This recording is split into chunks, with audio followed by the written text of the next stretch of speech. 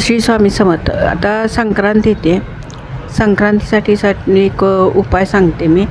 सर्वांच्यासाठी आहे. सगळे तुमचे प्रश्न जे खूप खूप खूप अडलेले आहेत प्रश्न असे सुटण्यासाठी, तुमच्या इच्छा पूर्ण होण्यासाठी सगळ्यावर उपाय एक आहे हा. त्याच्यावर करून बघा. आणि हे 9 दिवस हे करायचे असतात.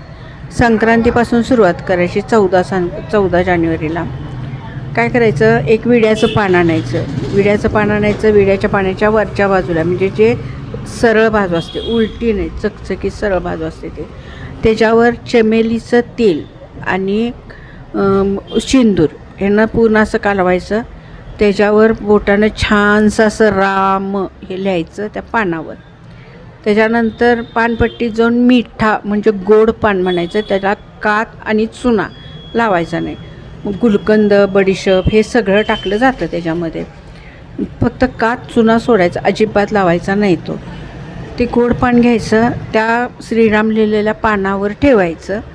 हे जायचं 14 तारखेपासून सुरुवात करायची. रोज 14 तारखेला जायचं, एक पान घ्यायचं, त्याच्यावर श्रीराम ह्या बोटानं लिहायचं, करंगळी शेजारच्या ह्या बोटानं लिहायचं. त्याच्यावर ते गोड पान ठेवायचं. मारुती मंदिरात नेऊन तिथे एक 10 मिनटं बसा. तुमच्या ज्या काही इच्छा आहेत त्या तिथं बोला आणि घरी या. घरी येऊन रात्री हनुमान चालीसा आणि रामरक्षा म्हणा. असे 14 दिवस 14 पानं आणि 14 पानविडे असे ठेवायचे. तिथं जाऊन तुमची इच्छा बोलायची. फरक खूप छान पडतो. आणि मारुतीचे कुठलेही उपाय केलेले फरक छान पडतो.